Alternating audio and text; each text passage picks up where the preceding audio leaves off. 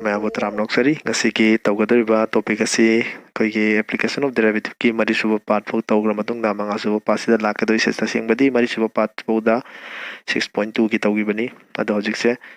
Mangasu passes 6.3 ga, 6.4 gadi, a kalamage. 6.5 tauge maramdi 6.2 ga 6.5 ka yam connection layeba ko duna makoy yana tatokeba anduga 6.4 ga 6.5 kana aroiba part lakeba ko ado hojikse 6.5 sidala ise koina maxima minima haina malai adudi maxima minima haibsi kaino point done ko function namana piramba domain amada sam haidi karo maigi domain interval amada ko function zigi value se kwaidagi chawba jaga si kadai da oini kaina karamba point da oini kaida da maxima kwaidagi pikpa putok pudana minima kaina adudi function ama maximum value leiba hairisi karino definition oina man harise fx haiba function ama I haiba interval sida maximum value leiba haisi kaino targadi there exists some c haiba tolokadamneba karamba c no haiba damda f of c se haidi function c se leiba function gi value se chawgadamneba f of x for all x belongs to c haiba first interval I dei ni ko so there exists c haiba ma I dei tolokadabani karam mongda f of c se kana jawa f of x for all x belongs to I haidi mana asigi I se leiba any x among value select ingi haiba f of c tuna adum chawraga leiraba haiba any point da sinba value duga c da sinba value duga c da sinba adum chawlai targadi asigi f of c se maximum value kaune function jigi da matam jida sigi point c se sina point of maximum kaina yare ko se hadi maxima kaina su hai koina minimum gi batang dana fx se I hariba interval sida minimum value laini if there exists c haiba ma hariba I do the yauraba karambongda f of c se less than f of x matam sida for all haiba hiji pandaya deko x belongs to I hariba interval sida lariba any x amagi function sigi value se hariba c hariba particular value sina sinba matam sida tai sinba mayamdagi hariba c sina matam punamakta adum pi ka dum leiraba c sijo I simnung da yaudi yauri ni ko doi taraga di sigi f of c se minimum value haine function dugi aduga hariba c hariba point jina point of kari minimum kaina nadraga minima kaina sa haye koina yare ko sima adagi my ke asin ni sublaire ahum se definition amo na man harise f of x gi extreme value leba haide karam ka extreme value leina matamda if there exists a point c haiba ma hariba I haiba interval da yaura pasiki mata kisi mo mane ko hariba c hariba point sida fx ki extreme value line if it has either maximum or kari minimum animal line ri adi maximum value line ba minimum value line ba the target ma gi hariba fx ki kai line ba extreme value line kana yani ko smana definition ni ko ina stata ibe amja hauchi haiba do maximum natraga minimum haiba ne ko maximum or kari minimum hariba c hariba point sida hek lai matam sida haidi either hariba fx either 1 natraga 2 dain haigibido ansim nongda ma hek leiraba to target fx extreme value leiba hairani matam sida f of c ki value se masibo koina extreme value ena khanara neba hariba fx ki yani ko se aduga c hariba point se sina kayaba extreme point gaina yani ko se sin my definition masa amno ki haropada yawe ko masima hapen aina palambani yam kan maro oirubudina te definition oina khangjilo ko sima aduga nakogi lyrics da point masa khara dum yawi na sim thengnabada man harise every akogi continuous oiba function se magi either maximum natraga kedoba minimum value amam didum lai or ne ko either maximum natraga minimum value didum lai neba manas mana point na samsu yawi ko sida monotone increasing function haiba maga monotone decreasing function haiba punsilaga monotone function hai tare ko adi monotone hai taraga de khoi gi increasing sunataba degi animak hai tare increasing ga decreasing ga pulapun nataba either increasing oigiba ma natraga doba decreasing am oigiba se masije increasing matang dana monotone increasing aduga monotonic increasing ka hai ko aduga decrease orangna monotonic decreasing either or neba either increasing oigiba natraga decreasing oigiba hai tare masiba khoina kedoba monotonic function gaina hayabako monotone function gaina aduga increase khaki haragana monotonic increasing function gaina aduga decrease harana monotone decreasing function gaina myam wahi budi myam sina ba yare ko sumaina definition oi kai oi khara yaure ko koi se definition han loi naina se adui matung da koi se kari koi gi the derivative key application having ko derivative sinaraga maxima kamai puthokani minima kamai puthokani maximum value minimum value kamai puthokani have the kono lakse ko the definition macha macha dum yeng sen direct ki haragana adum nagi nakanda lere page number 220 da definition 4 aina mak yauri masida man hari se f se koi gi kai na ba real value function hai sida khuna let's see have a point am khla urase magi domain da see have a magi belongs to domain da yaw ko domain of kanagi f tagi c have a point am khla ureba atmana hamad number 1 da a da man hari se c se khuna local highway sina beta local maxima asagi maxima minima da local highway ham hapsidak pai tare kamai to have matam da khuna haise haiba ma 0 dagi sawba masingam khak leiraba kara mongda lei haiba matam da hariba function to da c da leiba value se sawraba kana dagi fx dagi for all x belongs to kana da yawba c minus h comma c plus h comma x not equal to c smaina as my high nasagi mamang da ina horokpada pigiba maximum value minimum value gi matang da so sigi mong si piba ma yawgi ko matam du da nasagi dana local highway sina de aduga hojikna local scenery si karigino local hari sina nasagi ina khena basi amuni sapte haipeti manaba dona tawbne ko khena ri kadai dano haitara gadi f of c greater than equal to f of x is dum manai sigi for all haiba condition sineba nasagi dana hariba sida lariba x ki value se hariba intam I haiba interval amada base tawbneba hojik hari sina I hariba whole interval do nataba akoina pamiba c hariba point do madugi kitang mongonda kitang plus tawba duga mongondi kitang kaiguma khara minus tawraga interval macham ka semba yadra I gi thamrada asiga apun masi I ne khalasebako si chubuji I ne ba c si da leireba ko c si di kitang hengat pa di c plus kana h kana kitang hantaba c minus h kana smaina sigi I hari sigi manungda smaina masa amaga muksiamba yabra interval se yai go sa swai da su c have pon mai magi su manakan nakan hai neighborhood kai su hai go ina haidi whole interval amagi local khoi samna da khoi gi big village am leire khoi city am leire si city si manungda asi plus city si khoina Imphal city kan hare Imphal city gi manung sida sam lekai ma masa lai adudi Imphal city si gi oina khwai dagi chawbo big man khwai chawbo mi haibasika pare Imphal city si gi oina khwai dagi chawbo mi haibam se lejara mane ko aduga mai magi locality lekai digi oibusu mai magi lekai gi oibu kedoba big man amum leramane ba soidana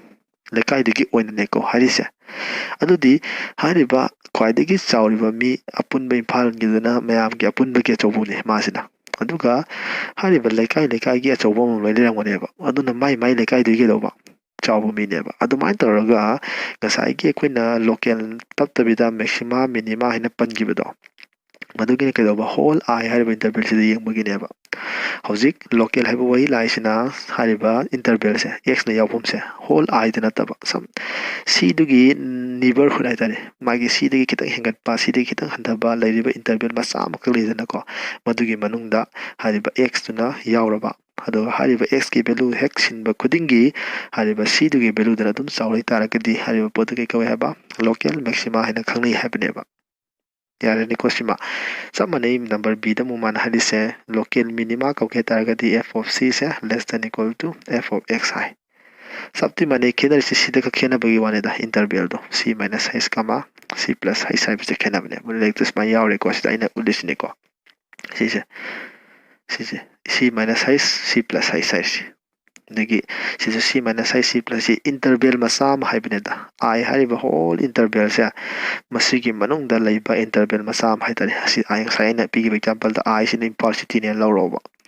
aduga sina lekai locality sin ne lawroba ko adu moi lekai da kwai chawba haibineba sina moi lekai da kwai pikpa haibineba aduga I da kwai chawbudana apun bike chawbaneba aduga kwai pikpudana mayam dugi apikpaneba yani ko sa ꯇꯥꯔꯒꯗꯤ ꯃꯊꯪꯗ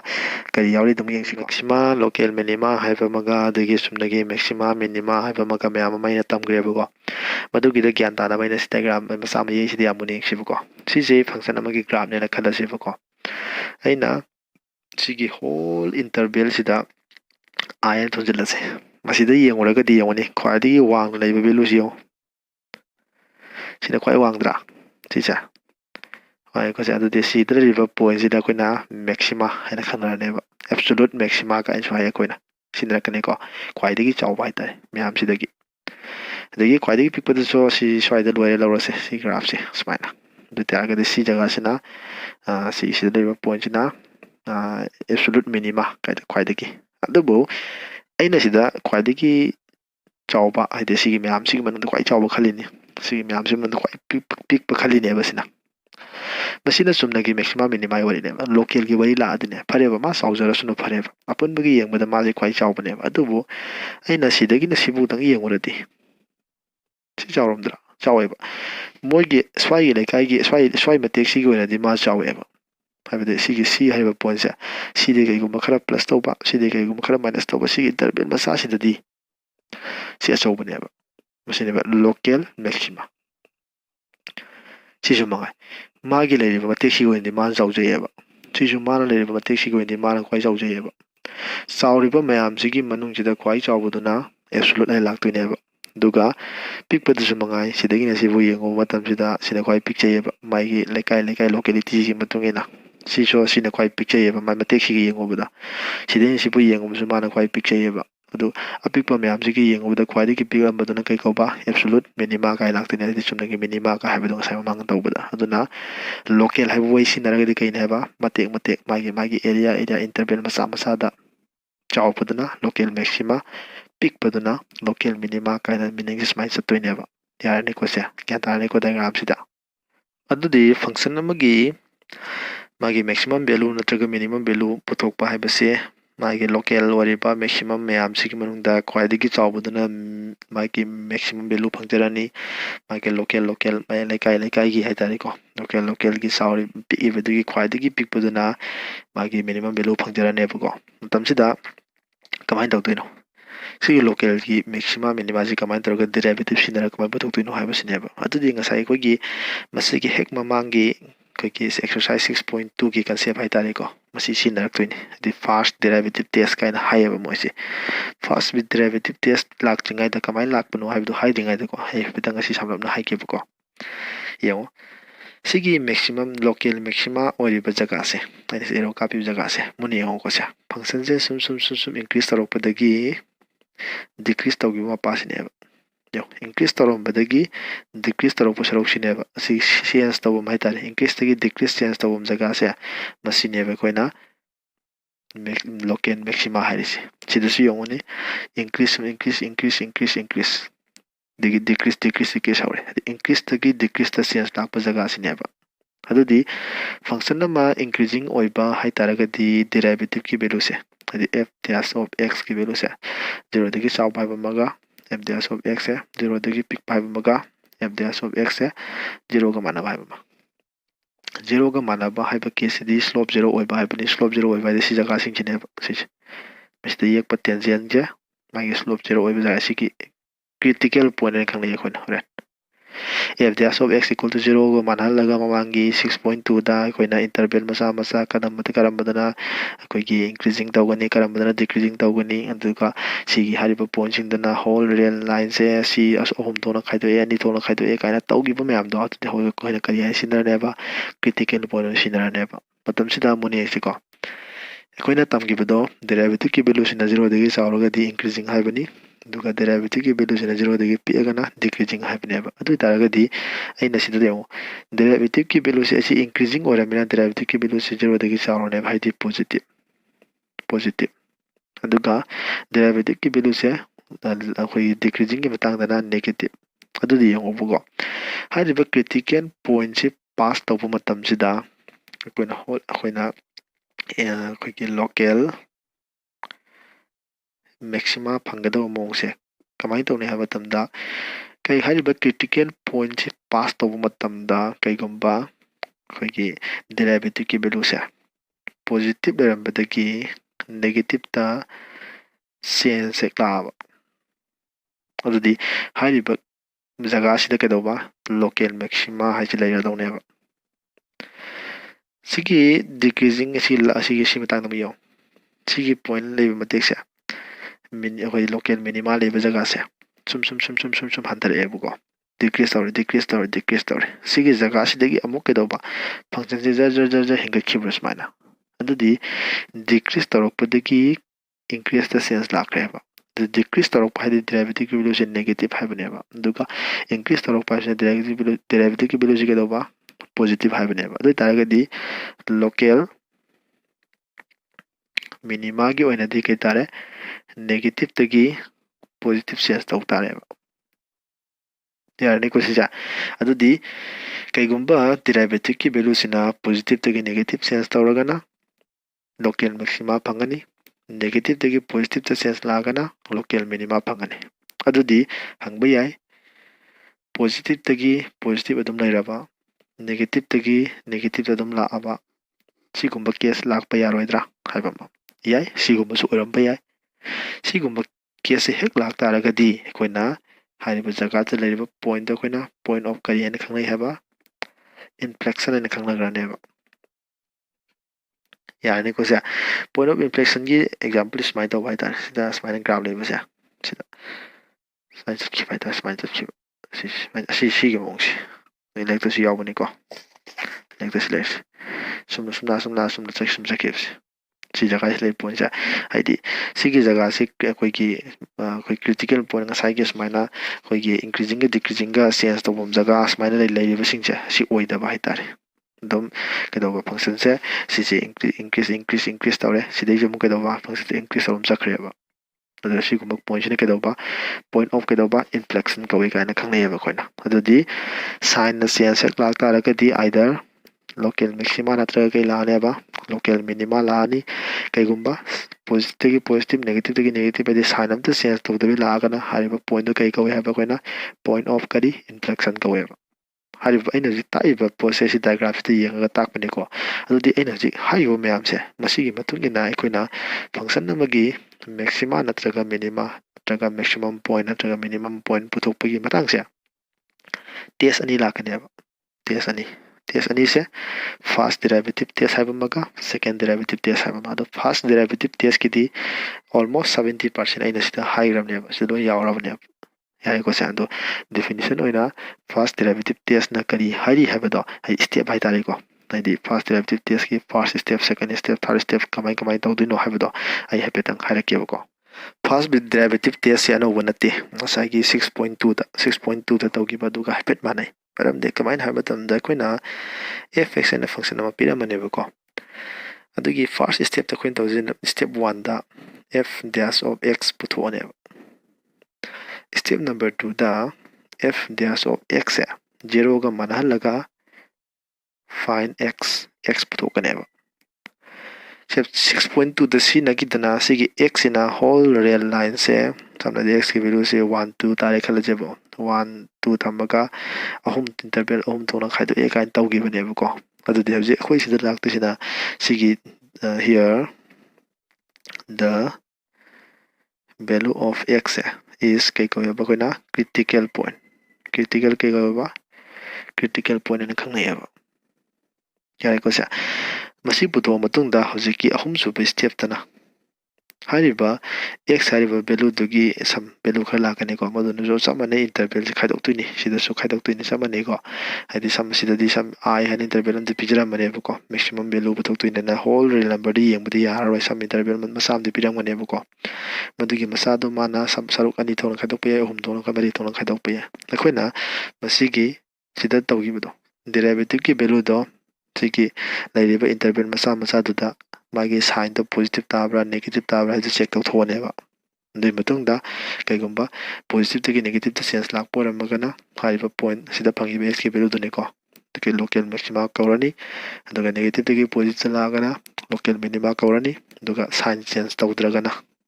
point of कैदौबा inflection हाइदि maximum जो ओइदे minimum जो ओइदे हाइदि maxima ओइदे minima ओइदे हाबा sorry यारे को सा अदो अइना इरिसिना कोइगी थियोरेटिकली सुम इबगी वानी डेफिनेशन ओइना एग्जांपल अमतंग लौखलगा ngasiगी पार्ट सिदना फर्स्ट टेस्ट डेरिवेटिव टेस्ट की तागे नथंग अनिसुबा पार्ट ना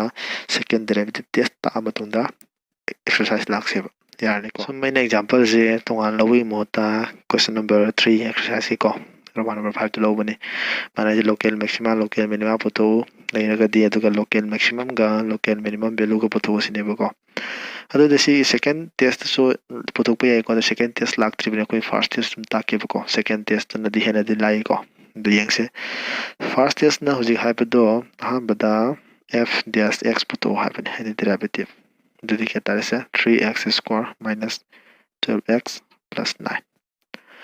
next step ta critical point puto to ne for critical point kan thase f dash x है 0 का मान हलो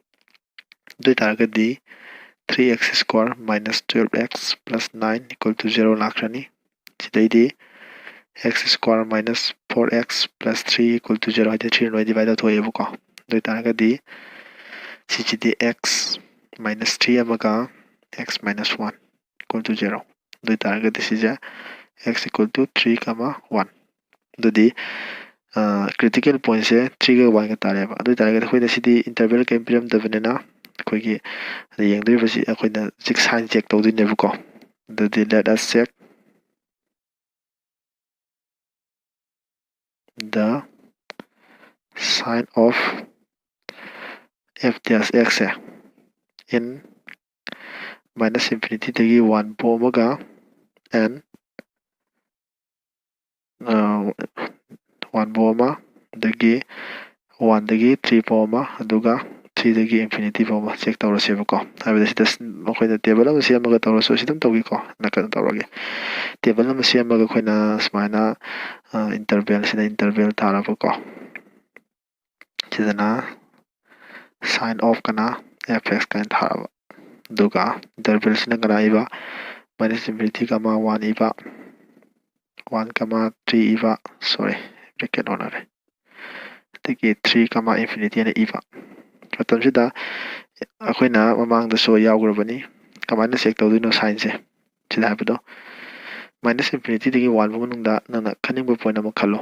कना खनजिगे 0 खलसे खरा लाइबदको 0 द सिदा सिलगा यंगसेबा 0 द सिनो मतम सिदा यंगोसे सिजे x square minus 12x दो देसी 0 चक्रनी 9 तावरेको पॉजिटिव ताई है नत्रा दति के दारेसे पॉजिटिव दगी 1 दगी 3 फावदा दैब मसिंगा मलरसे 2 लरसे 2 लर तारगदी यंगोसे 2 सिन तारगदी 2 to 4 दुगा 4 3 के दारे 12 ददी 12 2 to 4 4 3 12 तारे दुके 12 minus 2 से लता 24 plus 9 ददी क्या तारे 21 minus 24 minus 3 तामाले negative तारे दगी 3 दगी infinity बोदा 10 लोसिलसिको 10 लोसिन दारे दगी यो 10 ददी 10 square 100 300 minus 120 plus 9 इस positive तुम ताजरानी क्या तारे से positive तो तारे का दी ने मखा दी तारे when f when the value of x cross x equal to 1 is x equal to 1 cross to the hamada cross to the sign of kanaki f dash x changes to ever from kaidi change to positive to negative to change to ever aduga 3 cross to button tharori ko 3 cross to button dana negative to kanada positive to change to ever adu targadi positive tagi negative ta sense lakpa haibadi positive negative maximum natra adudi x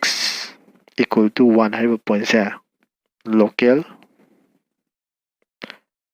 maxima neba duga x equal to 3 sidana yongo 3 haiba point sidana 3 se hek cross to matamda mana kai haiba negative tagi positive ta sense la e haiba ne ko x equal to 3 haiba point se sina kai kawan haiba local minima maramdi negative tagi kai la eba positive sat pane usmana hadi adi makharam da leya dana sa didi minimum gi mong da leya dana ko smain toraga local maxima local minima puthone aduga local maximum value hai taraga di